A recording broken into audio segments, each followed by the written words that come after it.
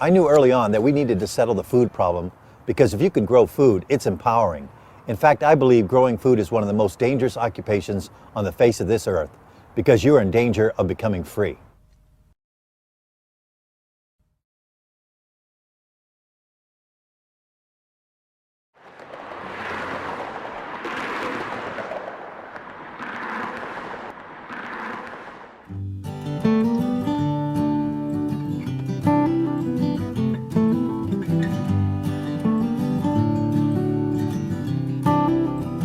We live on a typical city lot, 66 feet by 132 feet. That's a fifth of an acre. Take away the house, the garage, and the concrete areas, and we're left with only 1/10 of an acre of land to grow food on. Trying to become self-sufficient in a location 1 mile from downtown Pasadena has made us turn this home into an urban homestead. We are pioneering a journey towards self-sufficiency, one step at a time. There were no models to follow, we just did it and learned by trial and error. We're not just gardening, we're not just making biodiesel, or using solar, or just raising city farm animals. It's a combination of doing everything well, or at least good enough to survive. We've tried to live lightly for as long as I can remember, and Dad was a real hippie. But the times have changed and he's gone from being hippie to hip. But for us kids, that's how it's always been. When people ask me what I do, I like to say I'm a 21st century Laura Ingalls. We're urban homesteaders, and this is our little homestead in the city. My transformation started during the hippie era. I was part of that movement, and the defining moment for me had to do with the Vietnam War. My generation was graduating from college, and we were being subject to the draft.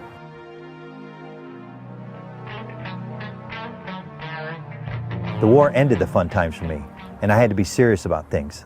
I found myself thinking, hey, wait a minute, there are different ideas, alternatives to think about. And so I put on the brakes and backtracked and asked, what can I do that I really want to do, that I really need to do? I started asking questions. What are we here for? And what are we put on this earth to do? And asking questions, I guess that's a dangerous thing.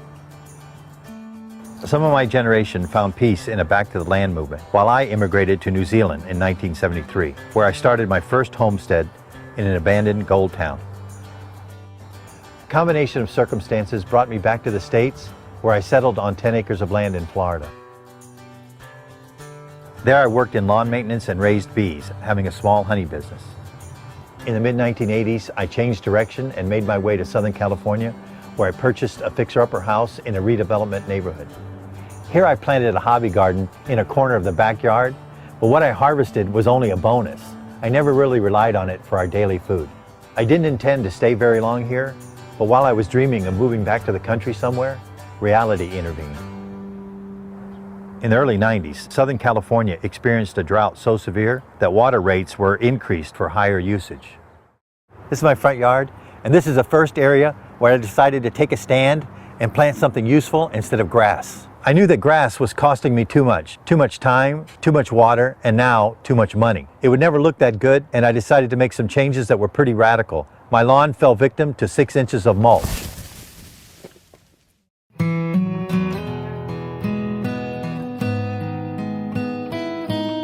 This drastic step of turning away from the American lawn fetish would prove to be the major factor in turning our ordinary home into an extraordinary urban homestead.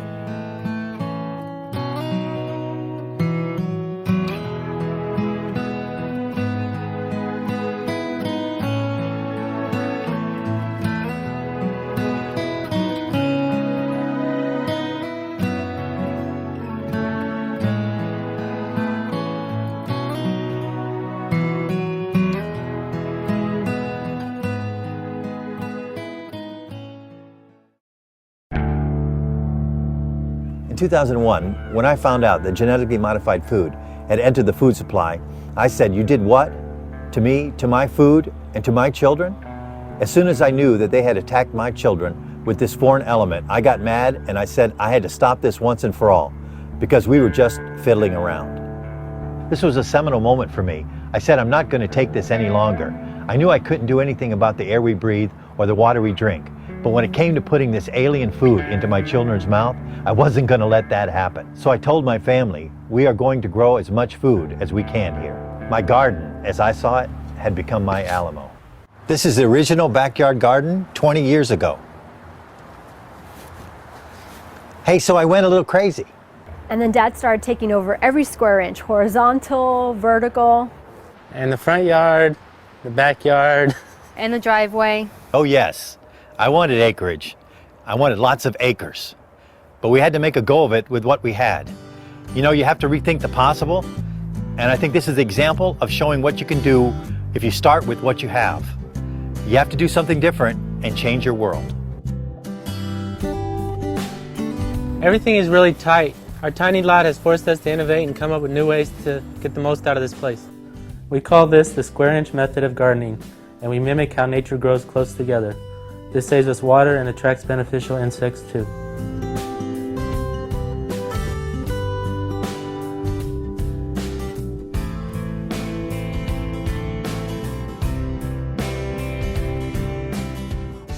This is the soil we have today. It's alive and much healthier than we had before. What used to be here was dry, adobe-type soil that became hard as a rock and water would just run off it. It took a long time, about 20 years worth of mulch and compost.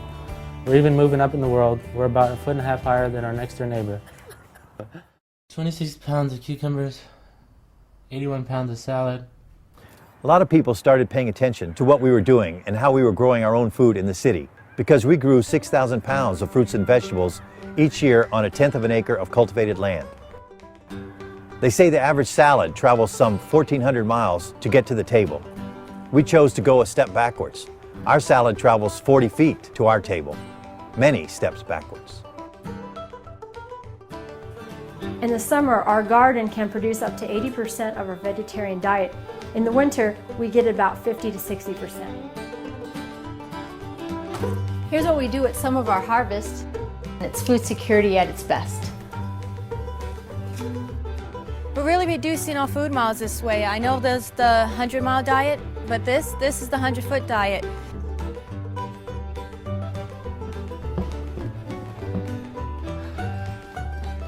Eating from the land and with the seasons, it can get repetitive. There was one time we had this soup for, I think it was 6 meals in a row.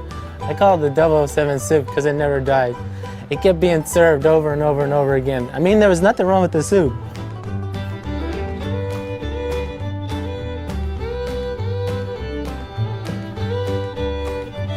We're indirectly and directly self-sufficient. We can't grow everything we need from our gardens, so we sell the excess produce, cash crops, to area restaurants and individuals.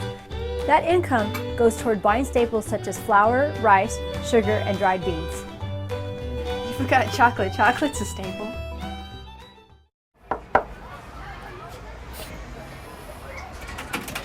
Hi. How are you doing? Good. How are you doing? Great. Your eggs and your salad. Oh, wonderful.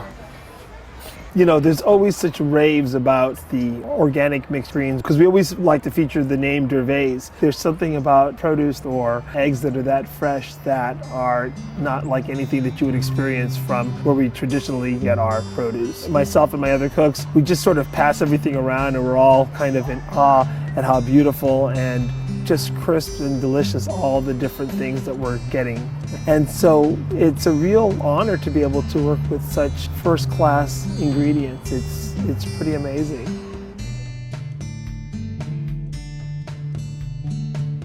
In the past, people have been gardening, growing their own food for a long time. It went out of style when we could get produce from all around the world. But now, facing the future we have today, we have to ask ourselves the question, do we want to get produce from all around the world? Do we want to get produce out of season? You see, we just picked that produce today. It's almost like the chef has his own garden. It doesn't go through any middlemen or any extra handling. When we pick it, it goes a direct route to the chef.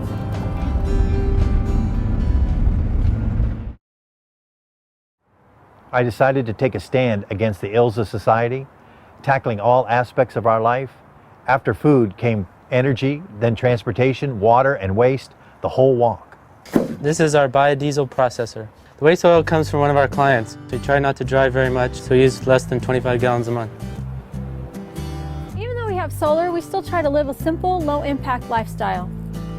A good piece of rope is the only clothes dryer I've ever used.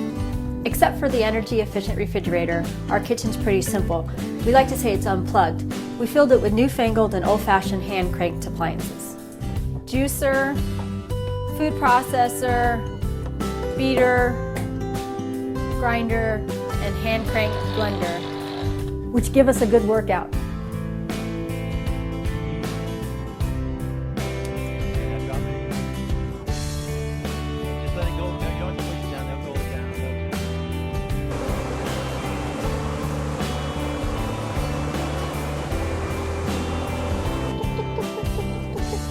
This is Lucy. She's one of our bantam chickens.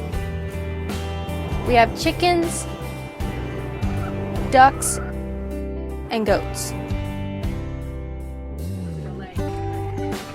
This one wants to say hi.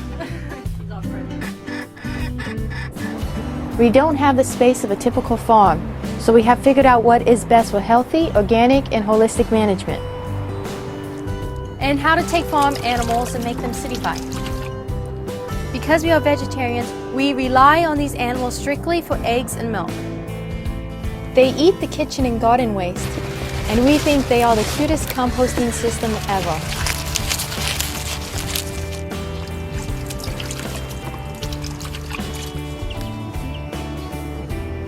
The family pets are an important and contributing part to the urban homestead.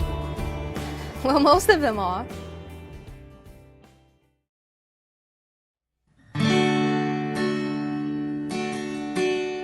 We must get rid of negativity because we are all plagued by doubts. When I first started this, I didn't believe I could do it. So you have to take a risk. You have to go out on a limb and believe that you can try to do something that you've never tried before. If we stop being negative and try to do the right thing, we can do something positive. We must say to ourselves that we can do something. That's a start we all have to make.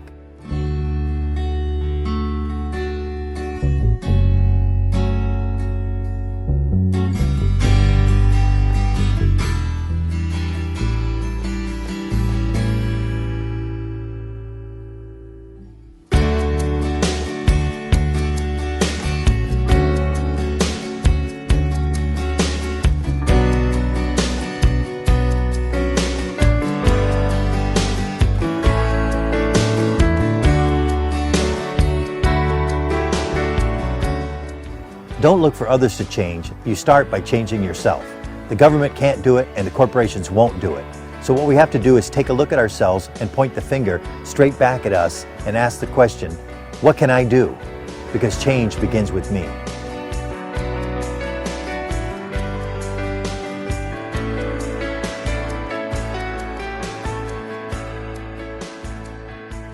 I think the urban farm sets a wonderful example for the entire community, and I think learning about caring for the earth and the sustainability of the earth begins with very young children. And if they can learn about that at a young age, it is something that stays with them as they grow later into life. I've known Justin and his sisters and Jules for over 8 years now. When I first came here, the home, it didn't look like this.